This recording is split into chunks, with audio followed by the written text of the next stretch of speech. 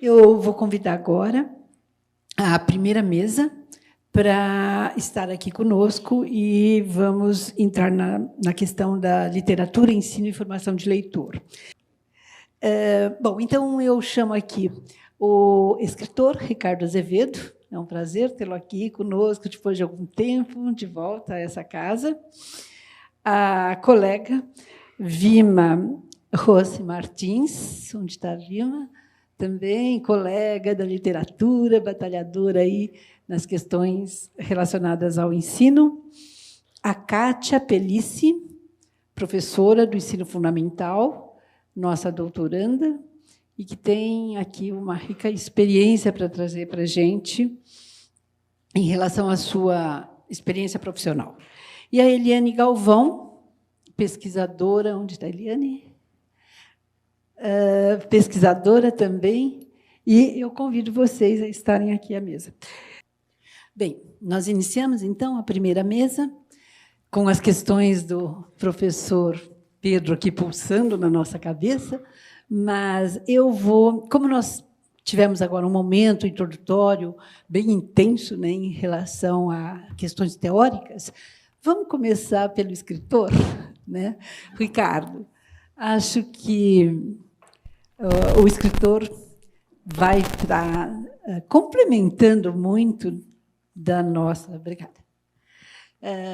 Da fala do professor Pedro e trazendo para a gente um pouco dessa experiência em relação à literatura. Eu lembro que o objetivo dessa mesa é discutir os desafios da construção do diálogo entre a área da literatura como linguagem artística. Isso para nós é muito importante.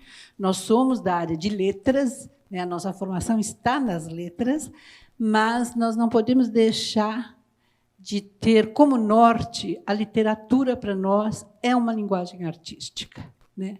E isto traz desafios especiais. Então, nós estaremos discutindo sobre essa perspectiva. E esse diálogo entre a literatura e a formação do leitor literário. Como que isso se coloca para você, Ricardo, na sua experiência de escritor, né? Você é uma pessoa que tem uma experiência riquíssima, uma longa trajetória, bastante conhecida do nosso público, né? E traga para nós essa experiência. Falar sobre o Ricardo, bom, bacharel em comunicação visual pela Faculdade de Artes Plásticas da Fundação Álvares Penteado, mestre e doutor em letras pela USP, escritor e ilustrador com várias obras publicadas e trabalha principalmente com livros para crianças e jovens. Tem escrito artigos sobre literatura de ficção, poesia na escola, literatura e cultura popular, diálogo, texto e imagem e problemas relacionados à formação do leitor. Enfim, falar sobre você e o seu trabalho é muito pequeno, gostoso é ouvir você. Está com a palavra, Ricardo, por favor.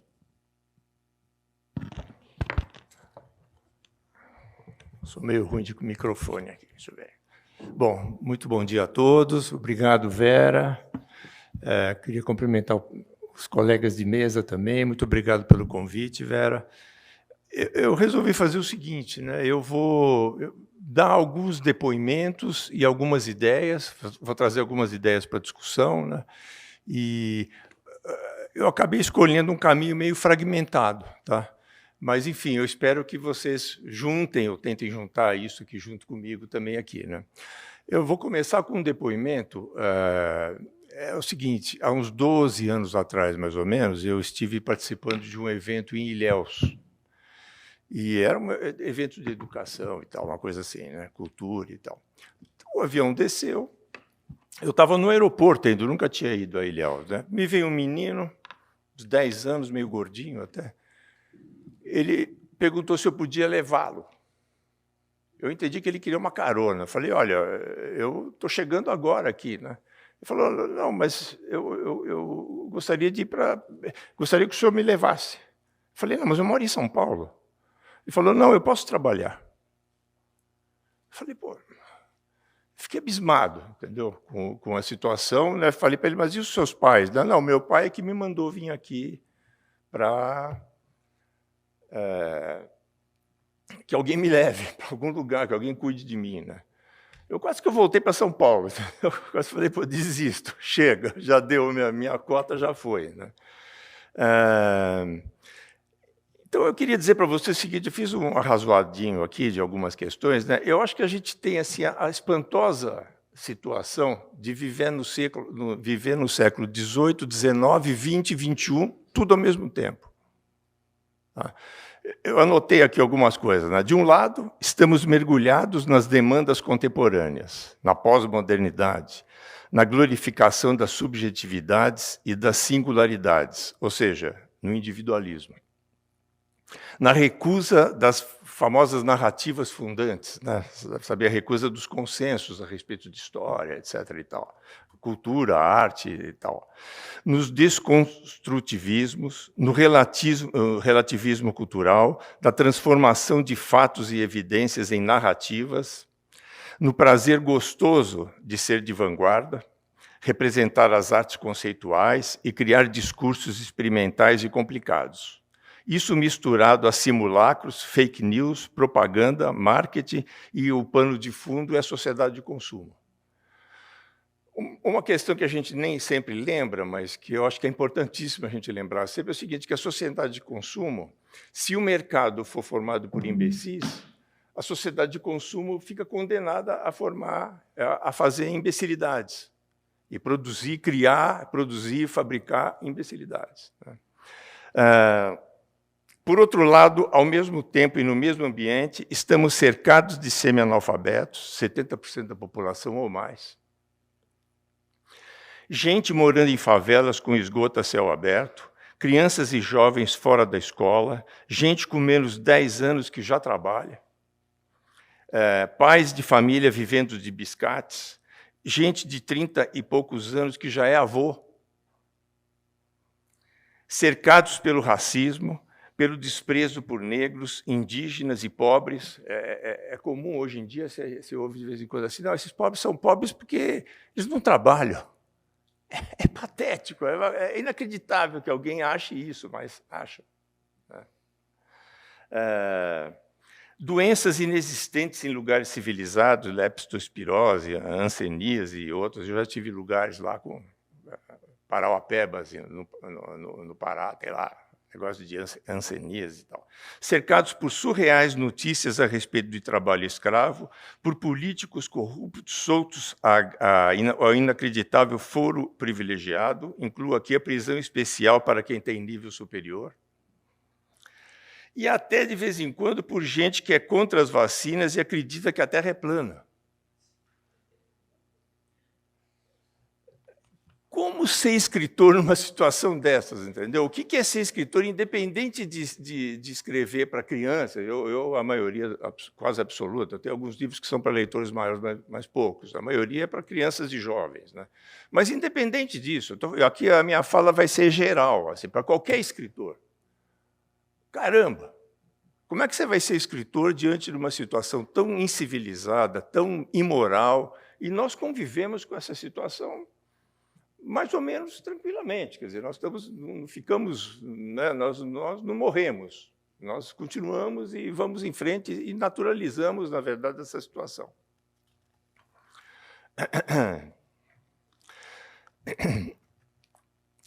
Eu anotei aqui uma coisa, eu vou dizer, né, que senão eu vou me perder aqui, porque o tempo é... Quanto tempo a gente... 15, 20 minutos. Você me avisa também quando eu estiver na beira do abismo. Num país como o nosso, não somos Alemanha ou Suécia, creio que seja fundamental a busca de pontes entre a cultura acadêmica e a cultura do povo. Essa ponte só será feita, creio, por meio de uma melhor compreensão do que pode ser chamado discurso popular. Eu estou acostumado a isso já, né? Eu fiz até estudos a respeito da cultura popular, então é muito comum, quando você fala em popular, aqui no Brasil, imediatamente as pessoas pensam em favelas, em semi-analfabetos e coisas do gênero, assim, né? São nos pobres, na cultura dos pobres, digamos assim, né? Não é essa cultura popular que eu estou me referindo. eu estou me referindo a uma linguagem que seja acessível às pessoas, uma linguagem que as pessoas entendam, simplesmente. Quer dizer, né? Eu vou contar um caso aqui da minha experiência pessoal. Eu nasci em 1949. Na década de 50, surgiram uma gravadora chamada Fermata, produziu discos de uns caras chamados Jograis de São Paulo. Eram 4 atores, ótimos atores até, e eles declamavam poemas. Poemas da poesia, da poesia, né? Carlos Drummond de Andrade, Mário de Andrade, Murilo Mendes, etc. E tal. Muito bem. Meus pais tinham esses discos. Aliás, na época também nós tínhamos discos com os próprios poetas, não sei se era da mesma gravadora, os próprios poetas declamando esses poemas. Tá? O Carlos Drummond de Andrade, por exemplo, eu lembro muito bem. Eu era uma criança. Eu estou falando assim, eu tinha, sei lá, 8 anos, por aí. Mas os meus pais ouviam e eu ouvia também. Muitos poemas daqueles para adultos enfim, que eu seria incapaz de ler, mas ouvia, eu ouvia. O Caso do Vestido, por exemplo, do Carlos Drummond de Andrade. Vários. A Jandira, que é um poema, inclusive, surrealista. Não sei se vocês conhecem esse poema. É um poema maravilhoso do Murilo Mendes. Eu ouvi várias e várias vezes com 8, 9, 10 anos de idade. Então, o que é isso? Por que eu consegui ouvir aquilo, na verdade, e me emocionar? Ouvir, quando eu falo, pouco o professor aqui comentou isso, é um ouvir com comunhão, né? Ouvir com participação minha, na verdade. Aí alguém pode falar, não, mas meu pai era professor universitário, a gente tinha livros em casa, tinha uma situação. Não. Por exemplo, as músicas populares, se você não me queria, não devia me procurar, não devia me iludir, nem deixar eu me apaixonar. Isso é o samba. Isso é bom. Isso todo mundo entende. E está falando de um assunto complexo da vida concreta. Né? Desculpe. Então, eu estou querendo dizer... Espera aí, deixa eu tomar uma aguinha aqui. Estou querendo dizer o seguinte, que acho que nós exageramos um pouco nessa sociedade, aquela que eu descrevi aqui em cima, né? Mergulhados nas demandas contemporâneas da pós-modernidade, na glorificação das subjetividades e blá. Eu acho que nós exageramos um pouco num discurso, digamos assim, é como se fosse uma literatura de ficção, mas voltada para a academia, voltada para questões intelectuais de alto porte e que normalmente acaba utilizando uma linguagem complexa, uma linguagem para iniciados, uma linguagem para especialistas. Eu selecionei um poema aqui, por exemplo, daquela Wisława Szymborska, Vietnã. Todos conhecem, mas eu vou ler, porque eu quero que vocês sintam a linguagem que ela usa. Né? Mulher, como você se chama? Não sei. Quando você nasceu? De onde você vem? Não sei. Por que cavou esse buraco no chão? Não sei. Desde quando você está aí escondida? Não sei. Por que mordeu minha mão? Não sei. Não sabe que a gente não vai te fazer mal nenhum? Não sei. De que lado você está? Não sei. É guerra. Você tem que escolher? Não sei. Tua aldeia ainda existe? Não sei. Esses são seus filhos? São. Pô, isso qualquer analfabeto entende. Qualquer pessoa entende. O cara de 7 anos entende. Eu já li esse poema para crianças, assim, sei lá, 8 anos, que os caras leram meu livro, eu fui lá na escola e li o poema, os caras ficaram abismados. Entenderam tudinho. Então, o que é isso num país como o nosso? Vou ler um texto também que eu separei aqui. Eu tinha separado aqui a canção da Cecília Meirelles, todos conhecem, né? Mas vejam só. Um trechinho do Catatal, não sei se vocês leram esse romance, é um romance do Paulo Leminski, né? Vou ler só um trechinho. Assim foi, e quando vimos mais uma manhã transcurva, tarde chegava aquele já. Vier e acontecer, prevenido prevalece sobre ingênuo. Sentir que vai acontecer, isso seja bem um quisto. Aparecer como venho fazendo, sem um tiritar, nenhum porquê, um portento me raptou, me deixando aqui fora, etc, etc e tal. Bacana. Eu não sou contra que as pessoas façam experimentações com a linguagem. Mas num país como o nosso,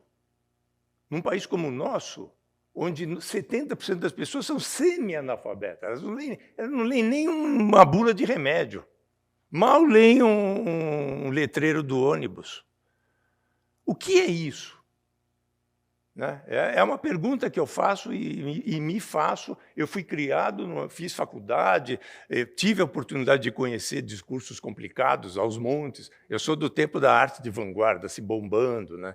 E eu fiz artes plásticas inicialmente. Então, aliás, foi ótimo eu ter feito artes plásticas, porque depois, quando eu fui pensar na literatura, aquele conhecimento de estética, por exemplo, foi muito importante para mim. Né? Mas é duro. A gente tem eu me lembrei, preparando aqui a minha fala, né? Eu preparei aqui, quer ver, olha? Eu estava me lembrando e lembrei de um disco da Adriana Calcanhoto. Eu acho que é o primeiro disco dela, séculos atrás.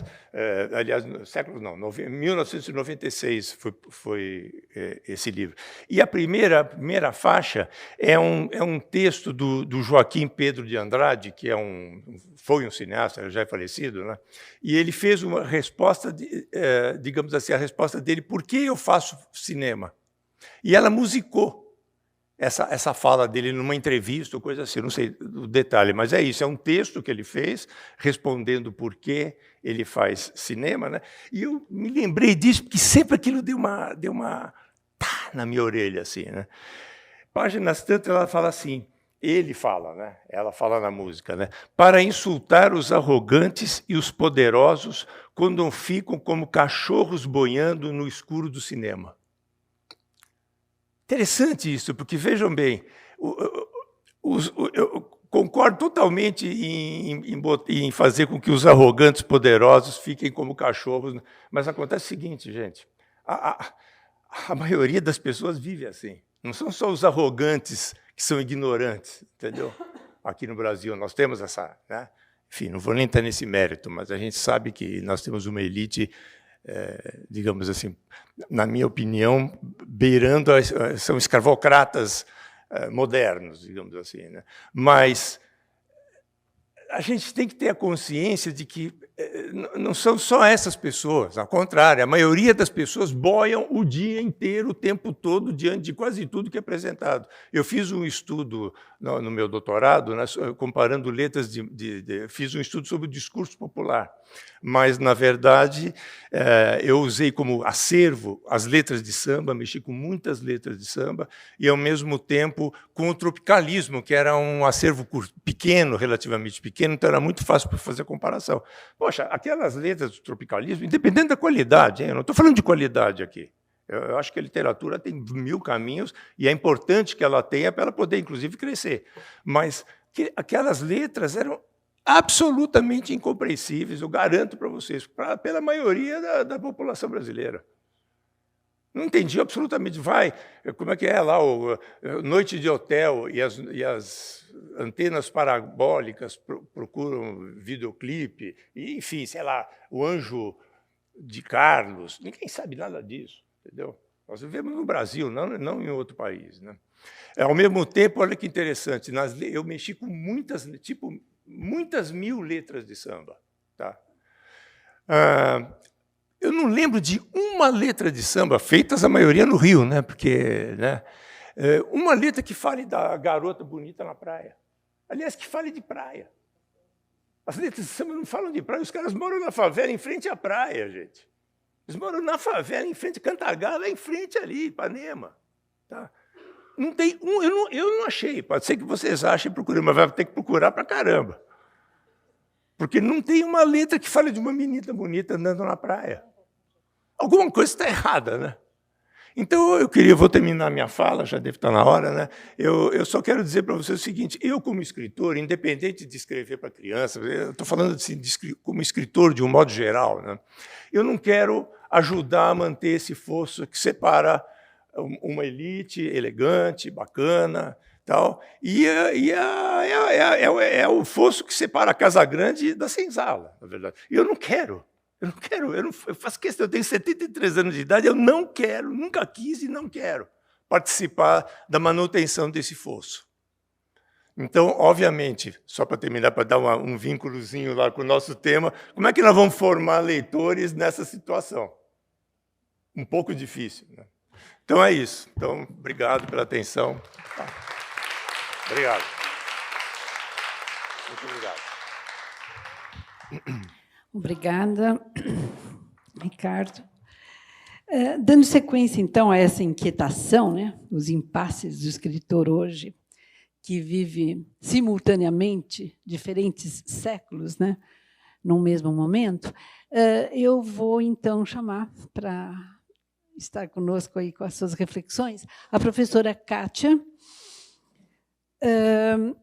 A Kátia Pellice é professora do ensino fundamental, então deve viver parte dessas questões, desses impasses que o Ricardo acabou de colocar, deve viver isso no seu dia a dia e deve enfrentar isso colhendo resultados, né? E como são colhidos esses resultados, como são esses desafios.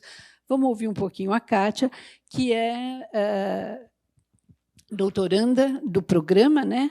É graduada em Pedagogia, Letras e Propaganda e Marketing. Ela tem uma abertura aí em relação à sua formação acadêmica interessante. Portanto, hoje atua como professor de ensino fundamental no Colégio São Domingos e possui experiência exatamente nesse dia a dia, lidando com o aluno em sala de aula, numa escola que dá abre um espaço bastante significativo para a área literária. Portanto, a experiência da Kátia deve ser uma experiência com algumas peculiaridades. Vamos ouvi-la, Kátia, por favor. Dá para usar esse? Pode.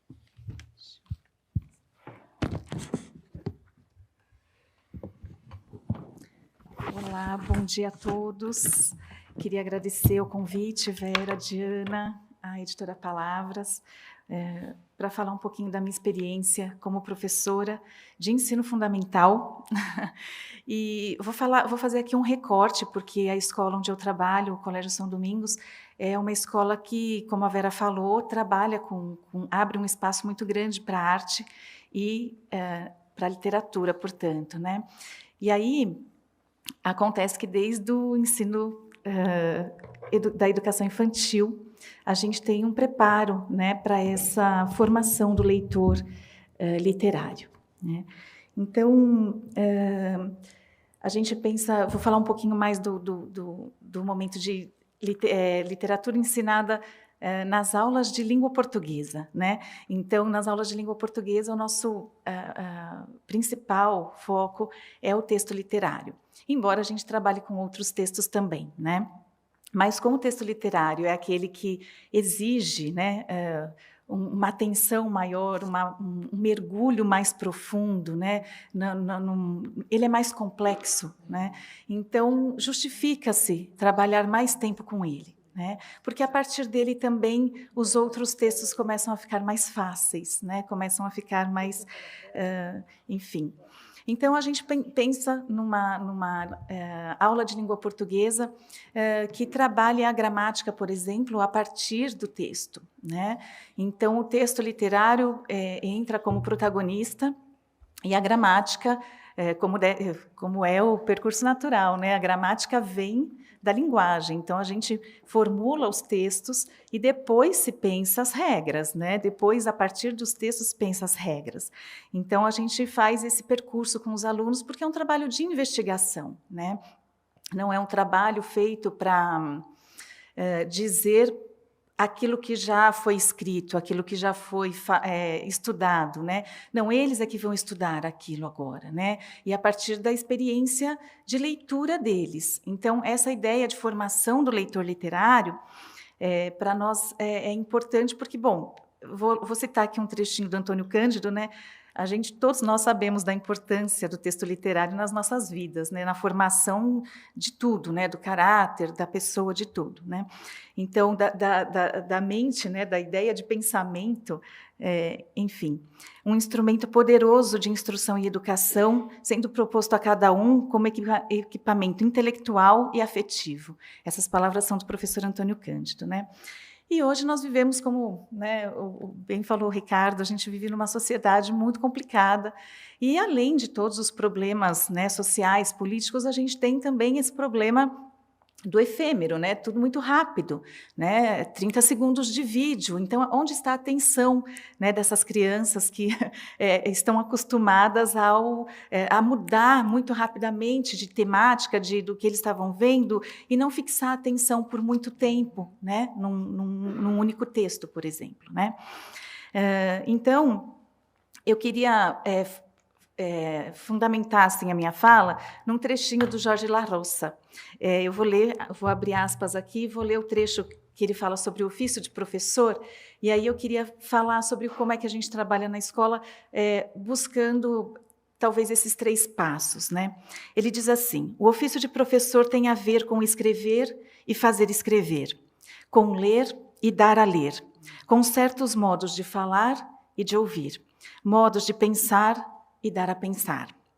Bom, então, pensando na formação do leitor, creio que o primeiro passo seja o de selecionar, né? Então, no universo de obras literárias, o que é que eu leio e dou a ler, né? Como é que o professor faz a valoração dessas obras, né? Primeiro, ele precisa ter um repertório vasto, né, para fazer essa escolha. Segundo, ele tem que levar em consideração todo esse ambiente externo, né? O que é que faz sentido ler agora, né? O que é que faz sentido ler com aquela turma? E aqui também não é um trabalho solitário de um professor de língua portuguesa, né? É um trabalho de equipe, né? Junto com a coordenação, junto com professores de história, geografia, filosofia, enfim. É todo um conjunto de ideias, né, que vão fazer com que a gente selecione, né, a obra que vai ser lida com aquela turma, enfim, né?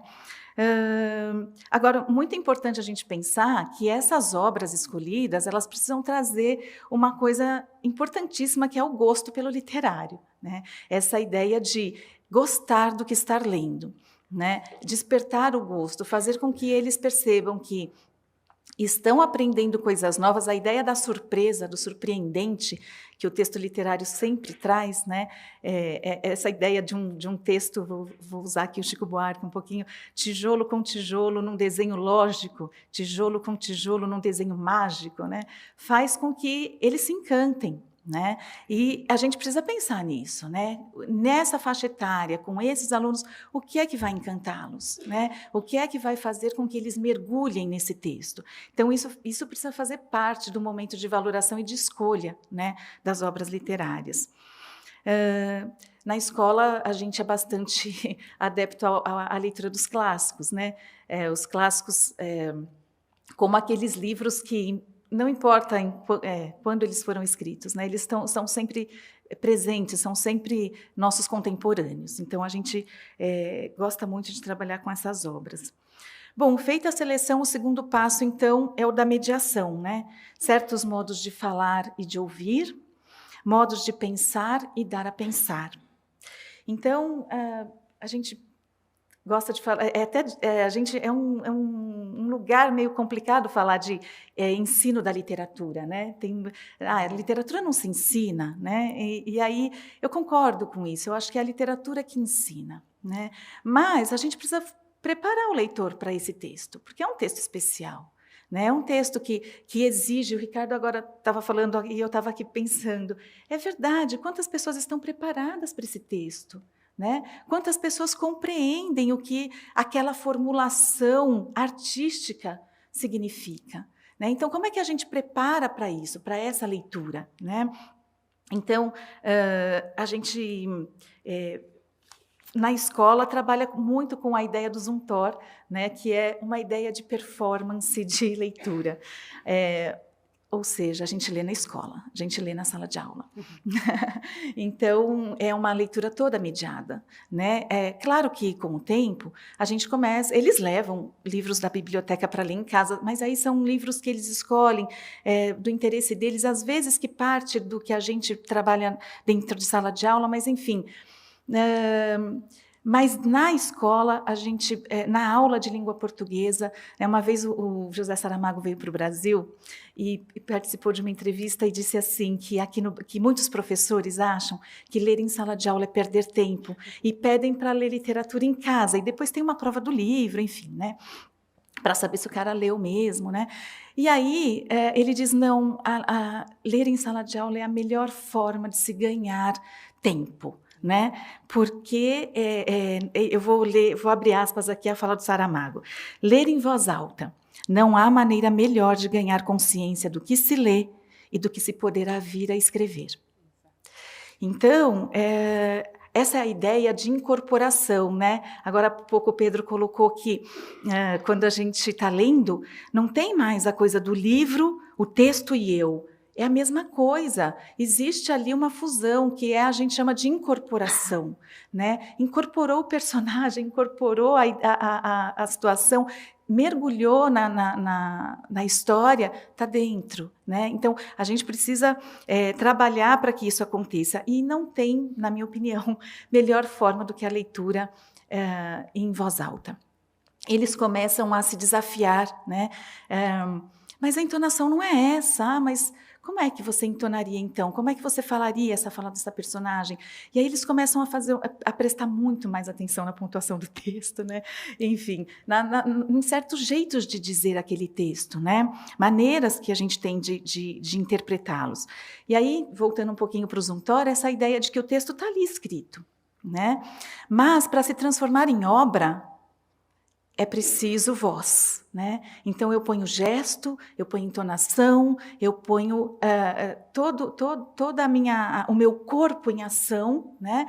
E aí vem que cada vez que a gente performa uma obra em sala de aula, ela é uma obra diferente, né? Embora muitas vezes o livro seja o mesmo, a história seja a mesma. Enfim, essa ideia de que a obra, né, e a obra literária é por natureza teatral. Eu preciso encenar, mesmo que eu esteja lendo silenciosamente, eu preciso encenar na minha mente. Qual é a voz dessa personagem? O que ele está fazendo agora? Qual é a roupa que ele está usando? Em que lugar ele está? É encenação, né? Literatura é teatro. E aí, então, os textos literários, eles são textos esteticamente pensados para significar. E aí essa ideia, né? Significar o quê? Né? Então, eu acho que uma das chaves também no momento de mediação em sala de aula é a gente não induzir a nenhuma leitura. Né? Essa ideia da academia também que o Ricardo colocou, que eu acho importante. A gente sai da academia com a cabeça cheia de leituras já prontas, né, gente? Vamos combinar, a gente lê a obra literária, mas a gente lê muitos críticos que mudam que mudam muitas vezes a nossa interpretação daquela obra. E aí a gente começa a pensar como o Antônio Cândido, como o Bose, enfim, como tantos críticos que fizeram tantas interpretações de obras que conhecemos. Então, eu acho que tentar mediar sem induzir a uma leitura, eu acho que é uma chave importante. Né? Quer dizer, todos os alunos, todos os leitores que estão ali participando daquele teatro, daquela leitura em voz alta, são potentes, né? E eles podem trazer coisas que, aliás, isso me surpreende, eu adoro dar aula por causa disso. Às vezes eu falo assim, eu já li esse texto tantas vezes, e aí vem um aluno e diz uma coisa que eu falo, nossa, eu nunca tinha pensado nisso antes. Como? Como eu não tinha... Então, assim, é por isso que o texto literário é inesgotável, né? Então, essas chaves possíveis, né? E deixar com que isso flua. Agora, é claro que não cabe tudo, né? Cada um de nós sabe um pouco, nunca saberá tudo. A gente troca, né? Compartilha leituras, mas também precisa olhar para o texto, né? A interpretação não vem do que eu quero, né? Do meu desejo. A interpretação vem dos signos que estão ali compondo aquele texto. E aí sim a gente precisa pensar nisso. Composição textual, né? Língua portuguesa. Então, bom, quer que seja a língua que se esteja lendo, mas assim, a gente está falando de composição textual, né? A gente tem que olhar para para a beleza, para a força de como é que aquilo ali foi escrito, né? E o que faz com o meu corpo quando eu leio, né, aquilo, porque é forte e é bonito, né? Então, nós estamos ali numa investigação, e essa investigação está buscando rastros, né? Tá buscando marcas, está buscando indícios. Então, é importante, no momento de mediação, que o aluno saiba, o leitor, saiba dizer como é que ele chegou àquela possibilidade de leitura, né? Qual foi o pensamento, né? Como é que ele justifica com palavras do texto ou com indícios do texto, né? Porque senão também cabe qualquer interpretação, e nós sabemos que não, né? Que é preciso também pensar ali nas possibilidades do tecido, né? Daquele tecido.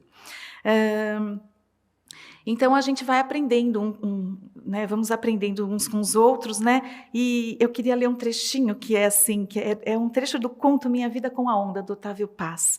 Ele diz assim, vou abrir aspas aqui: o golpe da onda da surpresa, quando a surpresa nos golpeia em cheio no peito, né? E aí, fecho aspas, esse é o trecho do conto, e eu coloquei aqui que ele pode acontecer a qualquer momento, né? A gente sentir esse golpe da onda da surpresa, né? E às vezes é a gente mesmo que pensou em outra coisa, numa outra leitura daquele texto, e às vezes essa coisa é trazida por um outro leitor, né? Então, eu vou trazer um exemplo do que aconteceu numa aula. Nós estávamos lendo Julio Cortázar, e era a Casa Tomada.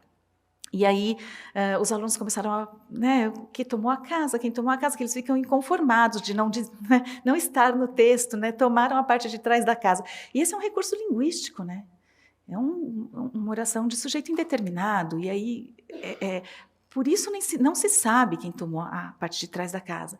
E aí, aquela confusão, né? Cada um falando uma coisa, e aí sempre tem um vencedor, né? Alguém levanta a mão para dizer o que, né?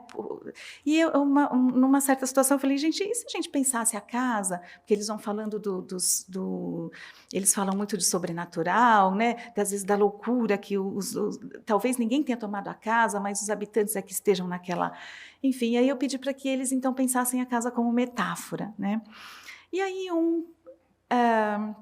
achou lá um ano, que tem mesmo uma data lá no conto, e que estava acontecendo na América Latina naquele ano, e aí eles trazem o repertório deles, né, de conhecimentos de história, de geografia, de outras, enfim. E aí começam a lançar os seus gritos de galo, né? Eu trouxe aqui essa ideia do João Cabral de Melo Neto, né? Porque é isso mesmo. Todo mundo levanta a mão e todo mundo quer participar. Porque também, quando o texto está muito difícil para um aluno, isso eu acho que faz parte da mediação, e a gente sabe que tem aqueles, né, menos preparados, que leem menos, que estão... a luz lançada por um colega, né, por um leitor, pode trazer para ele uma chave, né, de interpretação, que ele pode dali começar a pensar por ele, por onde ele vai, né? Então, é um trechinho também, mas eu modifiquei, porque ele diz assim, um galo que apanha esse grito que ele e o lança a outro, e os muitos galos cruzam os fios de sol de seus gritos, e vamos tecendo uma teia tênue, tecido aéreo, luz balão. Que é essa ideia mesmo de um tecido que se dissolve logo depois dessa discussão toda, né? Porque aí viram outras leituras. Então, a gente tenta não incorrer no erro de achar que aquela leitura que a gente fez está maravilhosa e ela é definitiva, porque nunca será, né? Então, a gente sempre sai com aquela sensação de que mais poderíamos tirar daqui. Fernando Segolin dizia que para conhecer é preciso tocar, encontro revelador.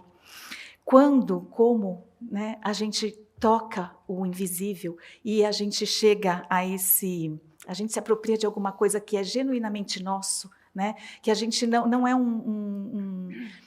um saber de segunda mão, né, não é um saber dado pelo outro, transmitido pelo outro, é isso que a gente deseja, né? Que eles percebam que, nossa, essa ideia foi minha, né? Fui eu que percebi, fui eu. Então, se sintam potentes também para depois as leituras sozinhos, né? Enfim, porque a mediação é para isso, é só um momento, né? Dentro de sala de aula, a gente tem 45 minutos, né? Então, assim, depois eles precisam continuar fazendo isso, né?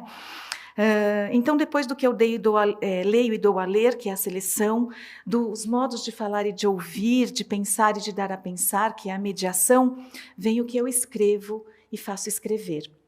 Então, queria só ilustrar também com um exemplo. Nós lemos a Odisseia de Homero, adaptada para jovens, do Frederico Lourenço, né, com 6º anos. E eu propus para eles que eles imitassem o 3º capítulo do livro, que é um capítulo em que Ulisses conta aos feácios as suas aventuras, né, em primeira pessoa. E aí, mas pode ser em capítulos, né? Pedi para que eles desenhassem antes, fizessem a parte de caracterização e construção dessas personagens pelo desenho. E a gente trabalha com toda uma adjetivação aí, né? Onde vai ser, quais são os desafios, como é que eu vou, que formas eu vou encontrar de passar por esses perigos, enfim, né? Então, eles fizeram o plano de texto basicamente adjetivo, né, características, e depois eles trabalharam na narrativa, incorporando essa adjetivação toda, né, que eles tinham pensado. E aí saíram textos gigantescos, né? Porque assim, em capítulos, foi para um lugar, depois foi para o outro, depois foi para o outro. E aí esse é o momento de trabalho com a gramática, né? No tete-a-tete, no texto de cada um. Qual é a dificuldade? Um tem uma dificuldade de paragrafação, de pontuação, que o outro não tem, o outro tem uma dificuldade de ortografia. Então, assim, a gente vai trabalhar no tete-a-tete essa gramática. Às vezes a gente percebe que a classe, a turma, tem uma dificuldade meio que geral, todos eles apresentam aquela dificuldade. Aí sim a gente vai fazer isso na lousa, com a turma, enfim, né? Mas aí, na hora da leitura dos textos deles, eu comecei a perceber que tinha muito de Odisseia ali. Então, desde o vocabulário até a forma, né? Mas eram textos completamente novos, completamente outros, né? Então, essa ideia de transformar o lido em escrito, né? Mas num escrito que não é cópia, um escrito que é novidade, que é outra coisa, né? Então, usar o conhecimento que tem da leitura, né, para transformar no que ele escreve. Aí vou voltar lá no Saramago, né? Que não tem jeito melhor deles terem consciência do que eles estão lendo, do que eles virão a escrever, né? E acho que é isso. Eu vou terminar aqui dizendo que todos os dias eu faço uma pergunta para mim mesma e para os meus alunos. É uma pergunta do Drummond. Trouxeste a chave? E eu sei que, ainda nas palavras do poeta, é dentro de nós que as coisas são o ferro, né? Em ferro, o ferro em brasa, o ferro de uma chave. E agora o Arnaldo Antunes, coisa em si não existe. Tudo tende, pende, depende. É isso. Obrigada.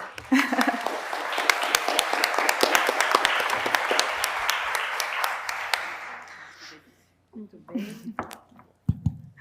Muito bem, Kátia. Está aí a experiência, né? O tete-a-tete com o aluno e os desafios do professor, né, nesse enfrentamento. Eu vou passar agora a palavra à Vima, cujo trabalho é além do trabalho docente, né, na universidade, etc., ela também tem o trabalho como autora de material didático. A Vima é mestre e doutora em letras pela USP, pós-doutorado pela Universidade Federal Fluminense e também do Rio de Janeiro, né? Integra a rede Não Cala contra a violência sexual e de gênero e o Núcleo de Apoio à Pesquisa Brasil-África, da FEFELESH. Ela também é participante do GT de Literatura e Ensino da Ampol, ou seja, várias frentes de atuação, né, que podem trazer para nós especulações, experiências e inquietações. Vamos lá, Vima, vamos ouvir o que você tem para nos trazer. Obrigada pela presença. É um prazer mesmo ter todos vocês aqui. Obrigada. Tá certinho? Estão me ouvindo? Então, bom dia para todas, todos, todes. Eu queria começar minha fala agradecendo o convite, né, especialmente ao Cândido e à Vera. Eu estou muito contente de estar aqui, dividindo essa mesa com vocês. Bom, eu vou falar um pouquinho sobre alguns aspectos, né, muito rapidamente aqui, que me parecem negligenciados no ensino de literatura na escola, porque também me parecem negligenciados nos cursos de formação de professores de português e de suas literaturas, né? E esses aspectos negligenciados têm a ver com a subjetividade envolvida nos processos de leitura literária, ou do impacto que a leitura pode exercer, dito de outro modo, né, no impacto que a leitura literária pode exercer na subjetividade dos sujeitos leitores, ou que se dispõem a ler um texto literário, ou que entram em contato com um texto literário. E aqui eu estou considerando aquele leitor que a gente considera, né, categoriza como o leitor empírico, que é um leitor real, considerado nas suas particularidades e no seu encontro, que é único e singular com o texto literário, né? São os alunos da Cátia, os leitores encarnados, né? A noção de subjetividade que a gente considera aqui, ela não é uma categoria fechada, solipsista, desvinculada da realidade social. Ao contrário, ela pressupõe interações contínuas e constantes com outras pessoas, com outras existências e com o próprio mundo, considerado inclusive em sua dimensão política.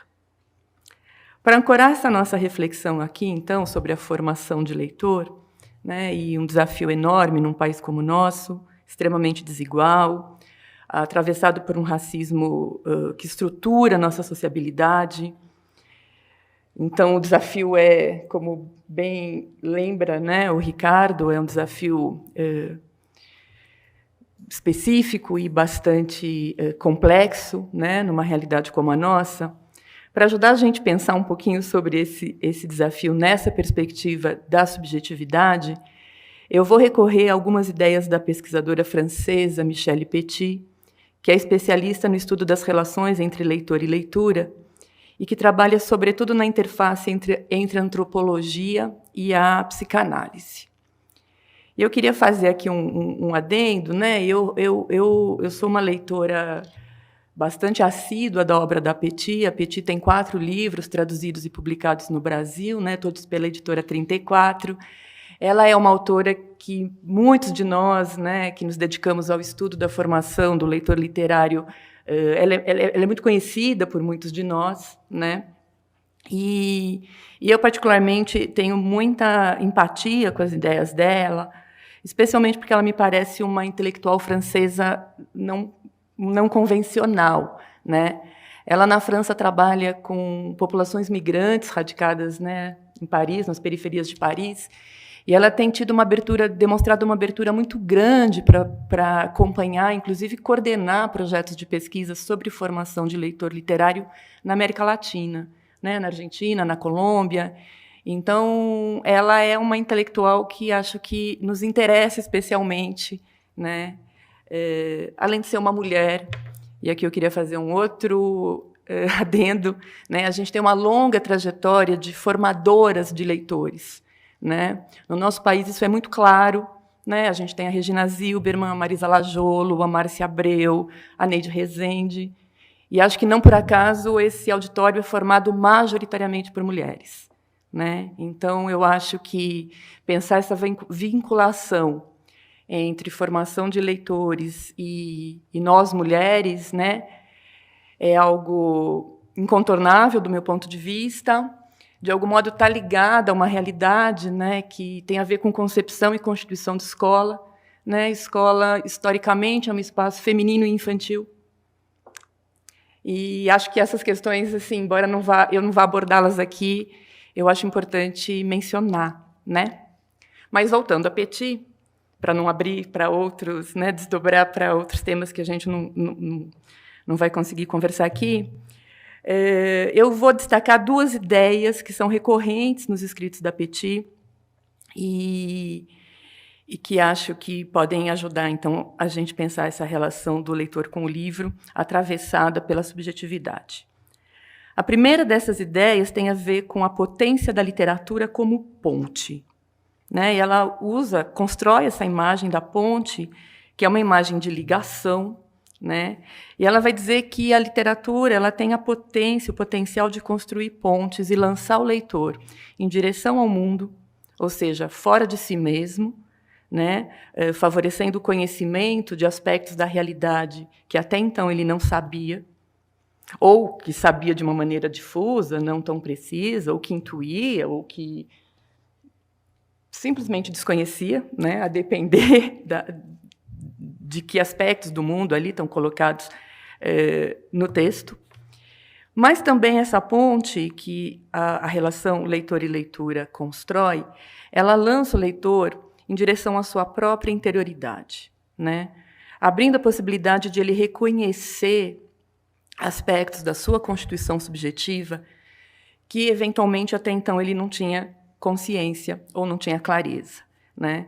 Então, trata-se de um processo de reconhecimento, né, ligado, associado a uma elaboração subjetiva dos seus afetos, emoções, das incertezas, dos desejos, das lacunas que nos constituem a todos.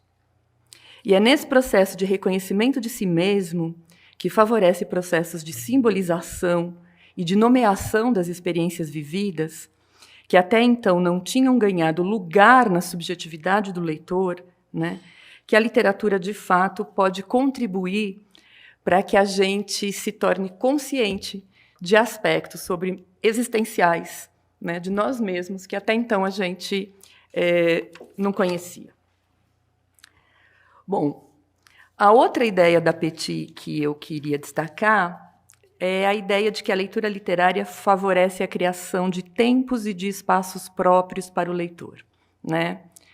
Então, quando ela vai pensar a questão da temporalidade, ela sublinha, e essa ideia tem absolutamente tudo a ver com a noção de experiência, né? Considerada como aquele acontecimento que é capaz de nos afetar, né? De nos provocar deslocamentos, sejam de ordem mais racional, consciente, cognitiva, seja também de ordem subjetiva, né, que é do que a gente está prioritariamente tratando aqui, ela vai dizer que a leitura literária favorece a experiência de um tempo, que é um tempo que se dá na contramão do tempo acelerado e produtivista que marca a realidade contemporânea, né? Então, seria um tempo outro, o tempo da experiência, o tempo da leitura, né, realizada coletivamente, em sala de aula, né, podendo ser mediada, né, por mediadores sensíveis, atentos, né, a essas questões aí que a Kátia foi trazendo para a gente pensar. Ao mesmo tempo, a leitura literária, né, possibilita também o estabelecimento de um espaço próprio para o leitor. Então, ela vai falar de um tempo próprio e de um espaço próprios da leitura literária. Esse espaço, segundo ela, é um espaço de acolhimento, é um espaço de refúgio, né? Refúgio não compreendido como fuga, né? Como alguns românticos propuseram, né? Então, como escape do mundo, mas como um espaço de abrigo que permite ressignificar aspectos do mundo real para que possamos retornar a ele com mais condições de lidar com os conflitos e com as contradições que fazem parte da nossa própria existência e da vida social. Bom, me parece que essas duas ideias são ideias importantes, né? Então, a imagem da leitura como ponte, para fora e para dentro, e a ideia da leitura como uma experiência que nos possibilita vivenciar tempos e espaços próprios. Me parecem que essas duas ideias abrem nossa perspectiva sobre o alcance e a potência das experiências, das práticas de leitura literária, que devem apenas não ser estimuladas pela escola, mas devem acontecer no espaço mesmo da sala de aula, como também defendemos, né? Para terminar, eu preparei uma fala curta, imaginei que a gente tivesse entre 10 e 15 minutos, né? Para terminar, eu gostaria de fechar com uma citação da própria Petit, para que a gente possa escutá-la um pouquinho, que eu acho que, de certo modo, ilustra o que eu disse aqui e dialoga fortemente com o momento histórico que estamos vivendo hoje no Brasil. Ela diz assim: não se deve confundir elaboração da subjetividade com individualismo. Ler não nos separa do mundo. Somos introduzidos nele de uma maneira diferente, O mais íntimo tem a ver com o mais geral, e isso modifica a relação com os outros. A leitura pode contribuir, desse modo, para a elaboração de uma identidade que não se baseia no mero antagonismo entre eles e nós. Minha etnia contra a sua, meu clã, meu povo ou meu território contra o seu. Pode ajudar a elaborar uma identidade plural, mais flexível, mais adaptável, mais aberta ao jogo e às mudanças. É isso, obrigada e até domingo nas ruas.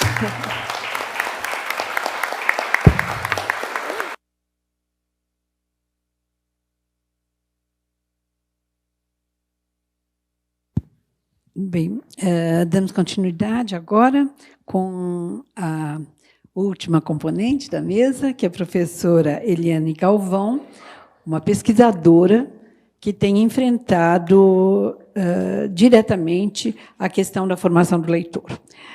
Eliana é doutora em letras pela Unesp, possui experiência em literatura, leitura e ensino, e com ênfase realmente na questão da formação do leitor. Temas recorrentes na sua pesquisa são exatamente a literatura infantil e juvenil e a formação do leitor. Então, eu acredito que, com essa experiência que ela tem já há longo tempo, né, focando a formação do leitor, ela possa também estar, nesse momento, né, nesta mesa, resgatando um pouco da fala de cada um, né, e trazendo para a gente como tem acontecido o desenvolvimento da sua pesquisa sobre essa questão. Eliane, obrigada pela presença e vamos ouvi-la. Eu que agradeço. Vocês me ouvem? Me ouvem bem? Tá bom? Eu não sou muito boa nessas coisas, assim, equipamentos em geral. Um prazer, Ricardo, estar ao seu lado. Nós somos grandes amigos e o Ricardo já visitou a Unesp várias vezes, né, Ricardo? Em 2011, tinha uma fila de professores para pedir autógrafo que girava o quarteirão, né, com as obras dele em mãos, né? E quero agradecer muito a Diana pelo convite e a Vera pelo carinho, pelo acolhimento. E um prazer, Firma, estar do seu lado, nessa mesa, e a Kátia, né? Algumas questões, eu coloquei alguns slides porque eu trouxe capas de livros, eu queria que vocês vissem essas capas, né?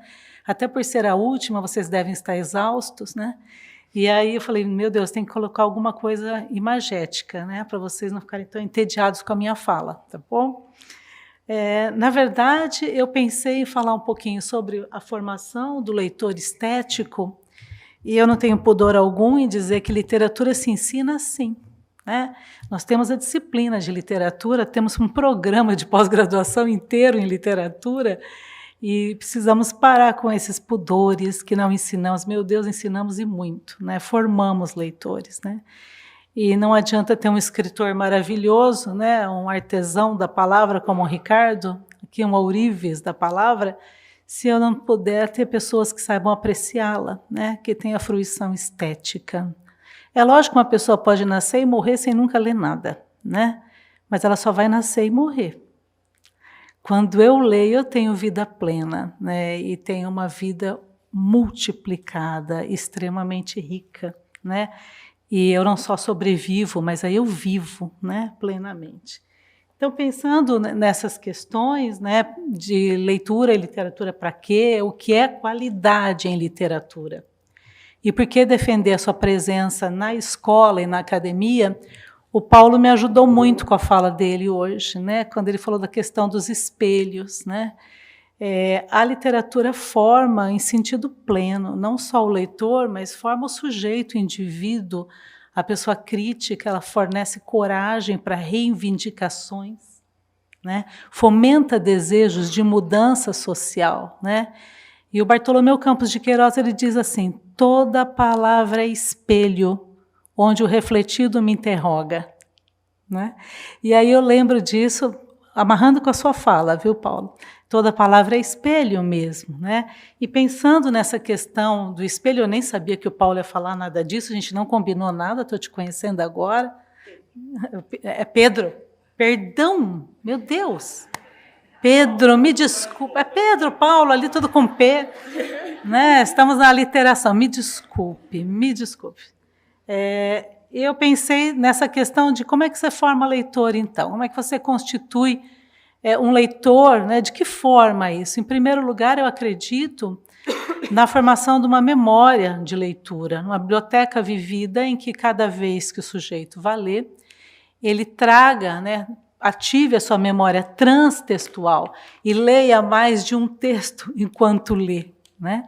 E aí você pensa assim, nossa, mas isso é muito elitista? Não, isso é democrático. O papel da escola é o quê? Assegurar, né, um lastro cultural, um lastro de memória em que o sujeito possa ativar, que ele reconheça que aquilo é a sua herança cultural. Né? E como é que eu vou ler se eu não tenho um lastro de memória? Né? Cadê os meus espelhos culturais? Né? Então, pensando nessa leitura cativante, mas que também assegure o quê? Prazer e comunicabilidade. Dentro da estética do efeito do Isar, né, Wolfgang Isar, ele vai dizer o prazer só vai existir se a obra for aberta, o que agora há pouco você falou muito bem, né? Inesgotável.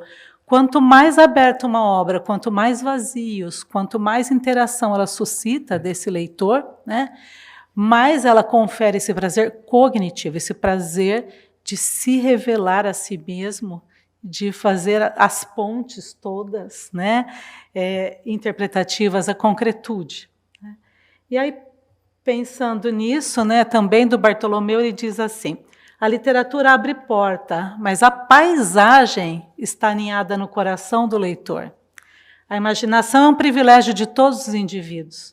E insisto em construir um texto capaz de possibilitar aos jovens a conquista de maiores alturas. Quero um texto que tanto permita a entrada da criança, como também acorde a infância que mora em todo adulto. Eu acho que é muito isso, né? Então, eu pensei no recorte da minha fala, ainda disse para a Vera, vou falar da literatura juvenil, né? Mas qual literatura juvenil? É tão amplo, né? Esse campo, né? Esse subsistema. E aí fiz um pequeno recorte também, para tentar acordar a infância desses adultos que estão aqui hoje. Né? E pensando assim, nessa memória cultural de vocês todos, né? Acredito que essa é uma obra que todos conheçam, né? Todos da área de letras, pedagogia. Alice, né? No País das Maravilhas. Aí você vai me dizer, mas é da literatura infantil, você prometeu que ia falar da literatura juvenil. Justamente, essa obra, como o Gerard Genet aponta, né, é um hipertexto que atua como espelho para outros escritores brasileiros e mundialmente para outros também. Né? Essa é uma edição da Jorge Zahar, né, que ganhou o prêmio Jabuti, já vendeu mais de 150 mil exemplares. Por que essa edição? Não só pelo prêmio, mas porque ela é toda comentada. E tem aqui as duas obras, as ilustrações originais do John Tenniel, e é muito assim, indicada para o trabalho acadêmico. Né? Bom, e na produção literária destinada à criança, a obra do Lewis Carroll, né, vai problematizar justamente o quê? A questão identitária. Quando a Alice pergunta para o coelho quem ela é, ele diz que é a empregada, a Mary Ann. A pomba diz que Alice é uma cobra, que tenta enganá-la. E a rainha branca afirma que Alice é um vulcão. As flores acreditam que Alice é outra flor. Eu adoro esse trecho. O unicórnio diz para Alice que ela é um monstro fabuloso. Né? Então, a gente tem nessa busca da identidade, né, um dos temas aí desse volume do Carroll, mas também a questão da subjetividade, né, na obra, porque cada personagem vê em Alice aquilo que aquele personagem é, né? E ela vai atuar como um espelho que vai projetar esses personagens, né, que a definem ou a julgam. Né? Esses dois volumes de Alice, eles foram publicados em 1865, o primeiro em 1871, rompem com toda aquela visão maniqueísta, né, vitoriana. Vocês sabem de tudo isso, né? É uma obra que realmente é extremamente inauguradora, né? Como você mesmo apontou, há obras que criam o original. E e por isso elas passam a ecoar o próprio Don Quixote de Cervantes e Alice do Carroll, né? Chega no Brasil em 1930 por uma tradução do Lobato, que não é muito boa, a gente sabe, mas é um primeiro contato para os brasileiros, e depois ela vai virar mangá em inúmeras adaptações, filmes do Tim Burton e assim por diante, né? O que é importante trazer dessa discussão da Alice, né, e levar para a sala de aula? Que toda produção contemporânea é, por natureza, dialógica, e nada se produz num vácuo, né? Há sempre um diálogo instaurado entre os textos e entre as obras, né? E quando a gente traz uma obra dessa, você percebe o quê? O estranhamento, né? A questão do nonsense, do absurdo. E essa suspensão, né, do familiar vai requerer do quê do leitor? Várias construções de hipóteses. E essas construções de hipóteses, enquanto ele lê, né, transforma esse leitor em algo improdutivo, coautor da obra, né?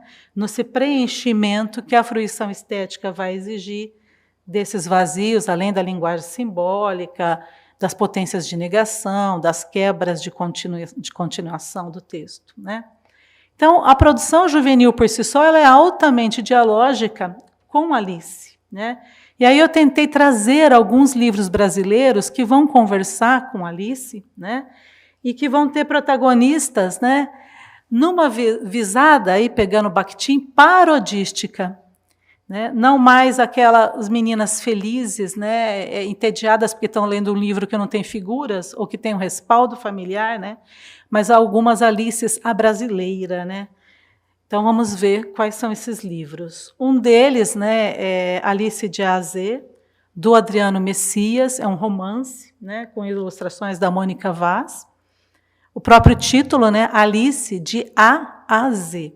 Alice no Espelho, da Laura Bergalo, e a novela, né, A Conta Gotas, da Ana Carolina Carvalho. Só trouxe 3 exemplos, mas existem inúmeros. Dá uma tese de doutorado, quem quiser. Olha eu dando dica, professor de academia é fogo.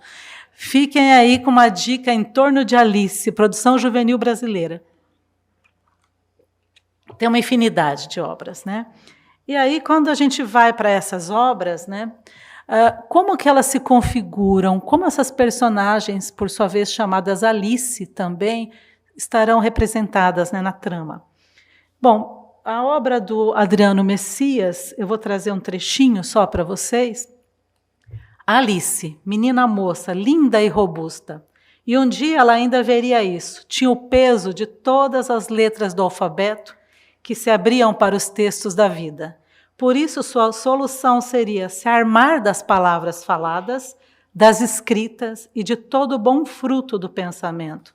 Só assim venceria qualquer violência crua.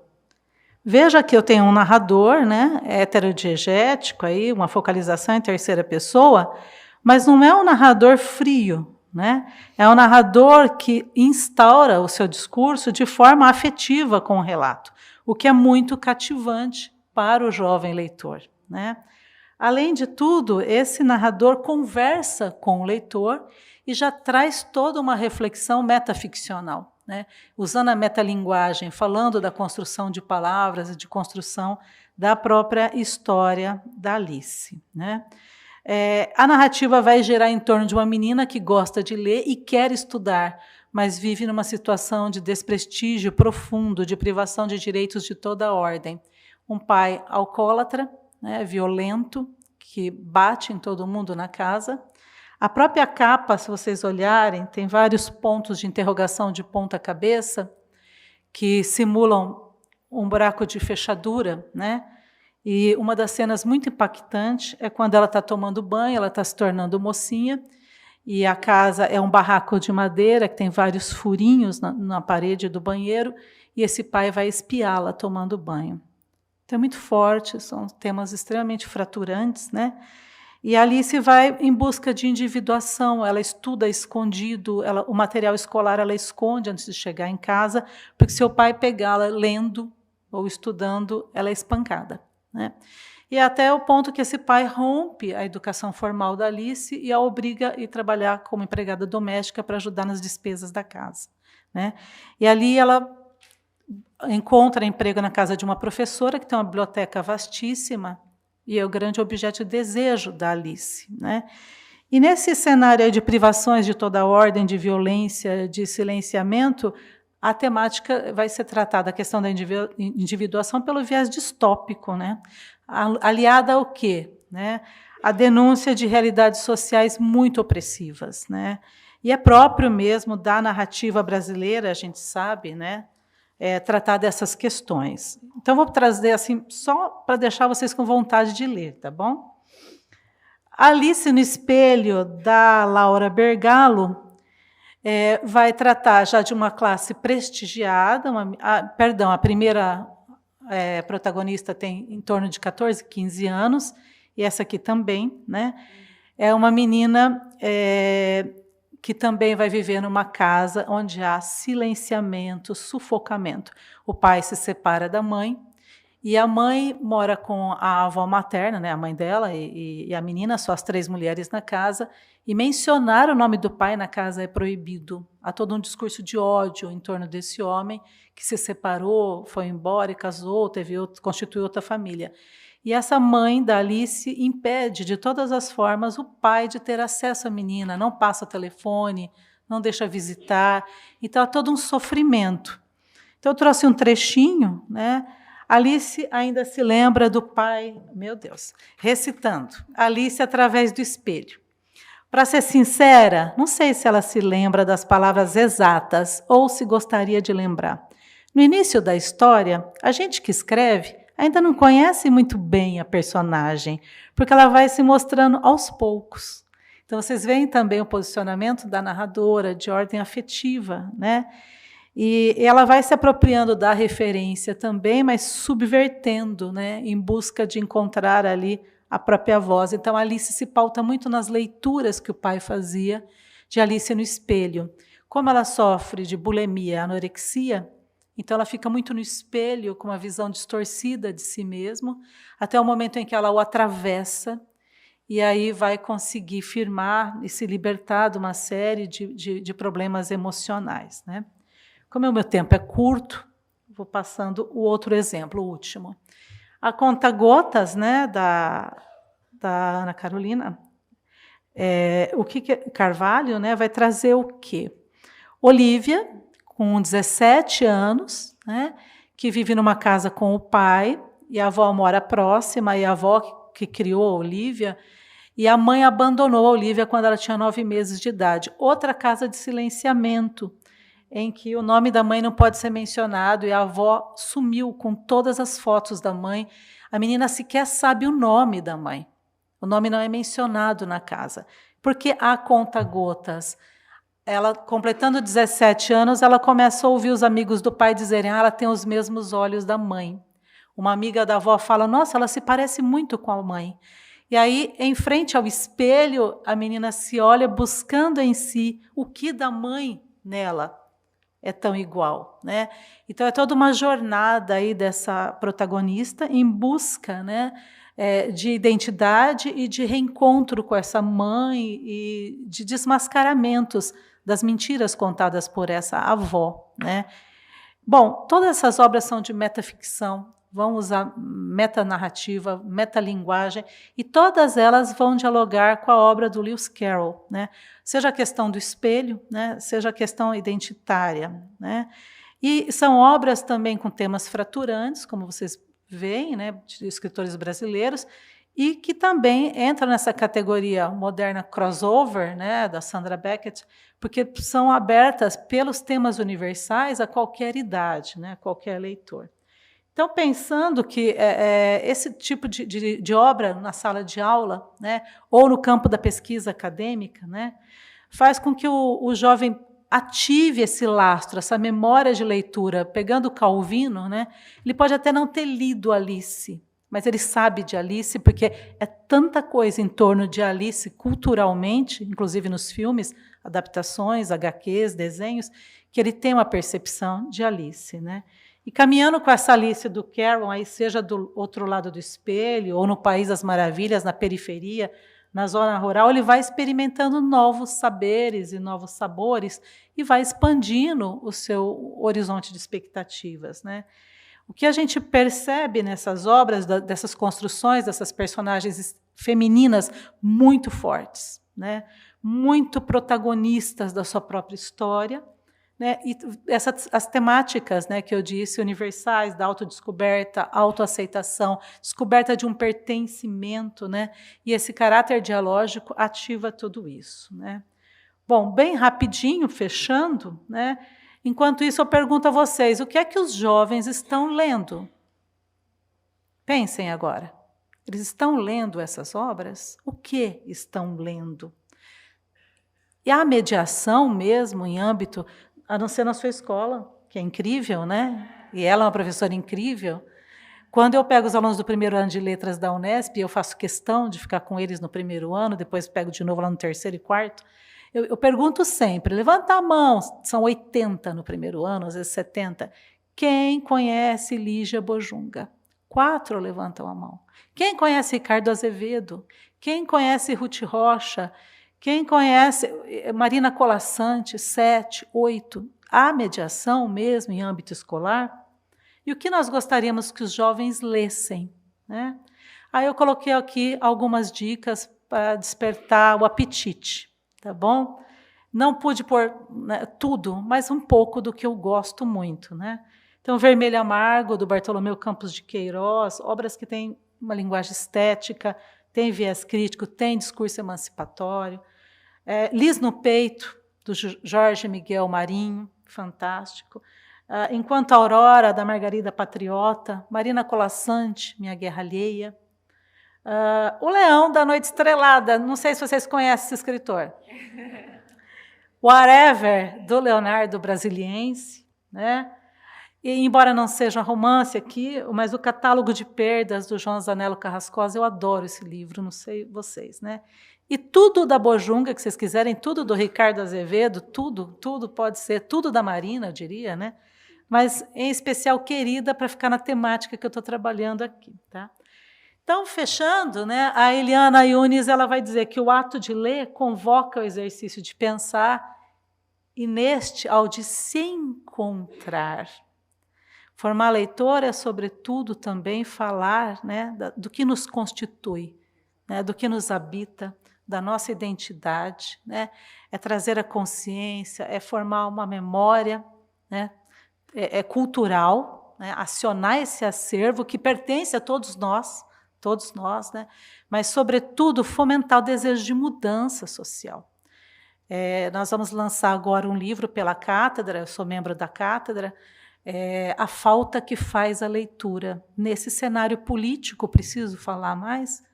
O Ricardo já falou bem, a falta que faz a leitura, que leva a tantos equívocos, a tanta ausência de competência, de interpretação de fake news, vocês concordam? De notícias falaciosas, de constituição de bolhas, né? Então, a leitura, ela tem um papel político muito maior, né? Para além da fruição estética, ela constitui seres humanos. É isso, muito obrigada.